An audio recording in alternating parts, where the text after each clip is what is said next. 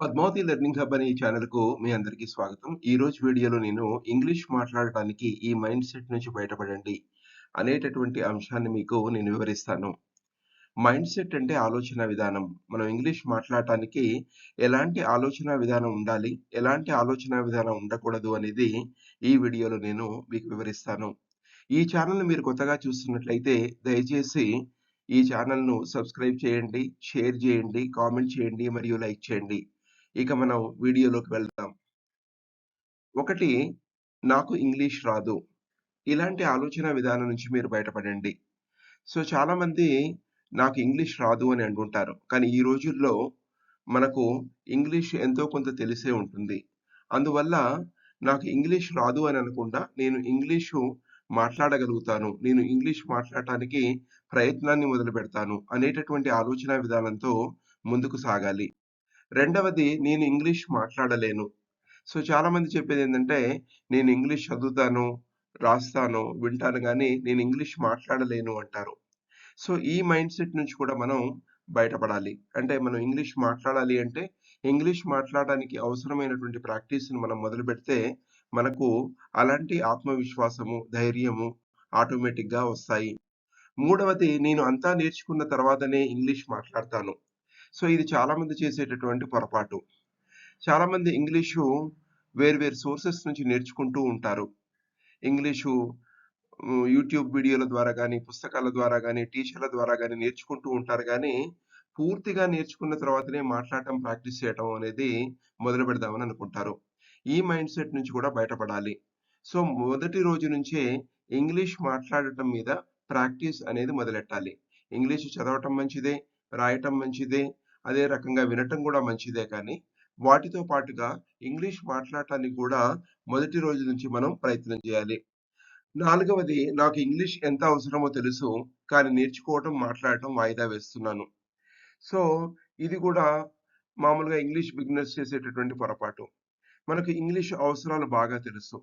అంటే ఒక స్టూడెంట్‌గా గాని, ఒక బిజినెస్ పర్సన్‌గా గాని, ఒక జాబ్ సీకర్‌గా గాని, లేదా ఒక మార్కెటింగ్ ఎగ్జిక్యూటివ్‌గా గాని, ఒక జాబ్‌లో మనకుండేటటువంటి ప్రమోషన్ పరంగా గాని, మనకు ఇంగ్లీష్ ఎంత అవసరమో మనకు తెలుసు. కానీ ఆ ఇంగ్లీష్ నేర్చుకోవడానికి, ఇంగ్లీష్ మనం మాట్లాడటానికి మనం ఆ పనిని వాయిదా వేస్తూ ఉంటాము. రేపు రేపటి నుంచి నేర్చుకుందాం అంటాం. పరీక్షల తర్వాత నేర్చుకుందాం అంటాం. నెక్స్ట్ ఇయర్ నుంచి నేర్చుకుందాం అంటాం. ఇలా వాయిదా వేస్తూ పోతుంటాం. కానీ ఎప్పుడైతే ఇంగ్లీష్ అవసరం మనకు తెలిసిందో, ఆ రోజు నుంచే మనం కొంత టైం కేటాయించి ఇంగ్లీష్ మాట్లాడటానికి ప్రాక్టీస్ చేయటం మంచిది.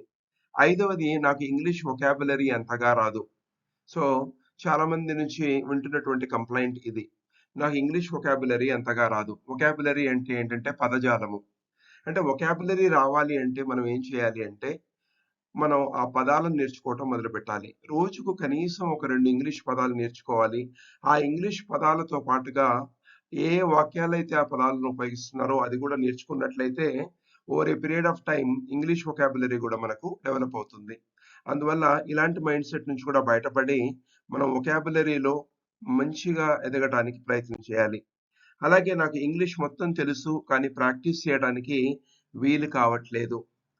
ఇది కూడా మామూలుగా నేను టీచ్ చేస్తున్నప్పుడు వినేటటువంటి కంప్లెయింట్. అంటే ఇంగ్లీష్ అంతా వింటారు, ఇంగ్లీష్ అంతా నేర్చుకుంటారు, ఇంగ్లీష్ మాట్లాడడానికి ప్రయత్నం చేస్తారు. ఏదైనా ప్రాక్టీస్ ఎక్సర్‌సైజెస్ ఇచ్చినప్పుడు ఈ కంప్లెయింట్ వింటూ ఉంటాం.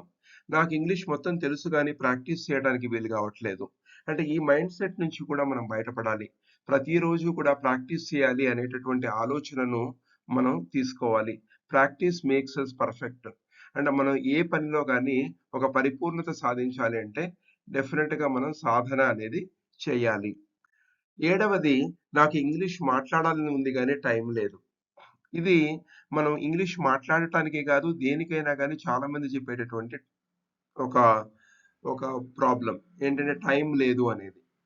టైం లేదు అనకుండా ఏం చేయాలి అంటే, మనం ప్రతిరోజు గూడా మనం ఒక పేపర్ మీద మనం చేయవలసిన పనులన్నీ రాసుకొని, మనం ప్రతిరోజు ఇంగ్లీష్‌కు ఎంత కేటాయిస్తామో గూడా రాసుకొని, ఆ టైం ప్రకారం ప్రతిరోజు సాగటం అనేది మంచిది. అంటే టైమ్ మేనేజ్‌మెంట్ మనకు పర్ఫెక్ట్‌గా ఉన్నట్లయితే, డెఫినిట్‌గా మనం ఇంగ్లీష్ మాట్లాడడానికి గూడా టైం దొరుకుతుంది. రోజుకు 5 నిమిషాలు గాని, 10 నిమిషాలు గాని, 15 నిమిషాలు గాని, 20 నిమిషాలు గాని మీకు వీలుకు తగ్గట్టుగా టైంని కేటాయించుకొని, మనం ఈ ప్రాసెస్‌లో వెళ్ళినట్లయితే డెఫినిట్‌గా కొన్ని రోజుల్లోనే మీరు మంచి ఫలితాలను సాధించేటటువంటి అవకాశం ఉంది. ఎనిమిదవది, నాకు నలుగురిలో ఇంగ్లీష్ మాట్లాడాలంటే భయం వేస్తుంది. ఇది గూడా. అంటే జనరల్‌గా కొంతమంది ఇంగ్లీష్ నేర్చుకుంటూ ఉంటారు. ఇంగ్లీష్ మాట్లాడటం కూడా వస్తుంది. వన్ టు వన్‌లో బాగా మాట్లాడతారు. నలుగురిలోకెళ్ళినప్పుడు భయం వేస్తుంది. అంటే ఇది యాక్చువల్‌గా మోర్ ఆఫ్ ఏంటంటే సైకలాజికల్‌గా మనకు ప్రాబ్లమ్. అంటే మానసికంగా మనం మనకుండేటటువంటి సమస్య. సో, ఇలాంటి సమస్యను గూడా మనం అధిగమించాలి అంటే డెఫినిట్‌గా మనం ఏందంటే అలాంటిది కూడా ప్రాక్టీస్ చేయాలి. మనకు అవకాశం దొరికినప్పుడల్లా నలుగురిలో మాట్లాడటానికి ప్రయత్నం చేయాలి. మన స్నేహితులతో మాట్లాడటం మొదలెట్టాలి. అలాగే నలుగురిలో ఎక్కడైనా అవకాశం వచ్చినప్పుడు మాట్లాడాలి. అలాగే ఏదైనా మనకు సందర్భాలలో ఇంగ్లీషులో మాట్లాడమన్నప్పుడు వెంటనే పోయి మాట్లాడాలి. సో, డెఫినిట్‌గా మొదట్లో మనకు భయం అనిపిస్తుంది. కానీ over a period of time ఏమవుతుందంటే ఈ ప్రాక్టీస్ వల్ల డెఫినిట్‌గా దీని నుంచి మీరు బయటపడగలుగుతారు. సో, తొమ్మిదవది, నేను ఇంగ్లీష్‌లో తప్పులు మాట్లాడితే ఎవరైనా ఏమైనా అనుకుంటారేమోనని ఆలోచిస్తున్నాను. ఈ మైండ్‌సెట్ లేదా ఆలోచన విధానం గూడా సరి అయింది కాదు.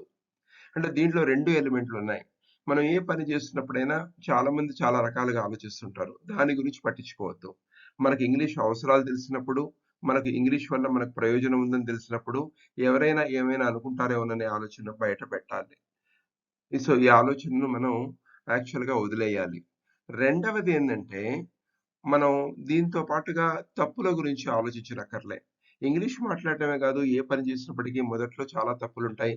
అందువల్ల ఈ తప్పులు అనేది డెఫినిట్‌గా మనం సరిదిద్దుకునేటటువంటి ప్రయత్నం చేయాలి. సో, ఈ ప్రాసెస్‌లో మనం తప్పులను సరిదిద్దుకుంటాము. మనం బెటర్‌గా ఇంగ్లీష్ మాట్లాడటానికి మనం డెఫినిట్‌గా ప్రయత్నం చేస్తూ ఉంటాము. కాబట్టి ఈ 2 అంశాలతో కూడినటువంటి ఆలోచనా విధానం నుంచి బయటపడి we should develop a positive mindset. So, ఇలా చేస్తూ పోయినట్లయితే మనకు మనం ఈ 9 ఎలిమెంట్‌లలో మనం ఈ నెగెటివ్ మైండ్‌సెట్ నుంచి పాజిటివ్ మైండ్‌సెట్‌ని అలవరుచుకున్నట్లయితే డెఫినిట్‌గా మనకు ఏదైతే అవసరమని అనుకుంటున్నామో, మనకు ఇంగ్లీషు ఎక్కడైతే అవసరమని అనుకుంటున్నామో, అక్కడ ఆ అవసరాన్ని తీర్చే రకంగా మనం తయారు గావచ్చు. కాబట్టి ఈ వీడియో మీకు నచ్చినట్లయితే సో, 'పద్మావతి లెర్నింగ్ హబ్' అనేటటువంటి ఛానెల్‌ను మీరు సబ్స్క్రైబ్ చేయండి, షేర్ చేయండి, కామెంట్ చేయండి మరియు లైక్ చేయండి. సో, దీనికి సంబంధించినటువంటి మీ ఒపీనియన్స్‌ను గూడా మీరు కామెంట్ సెక్షన్‌లో మీరు తెలియపరచండి. And I wish you all the best. Thank you.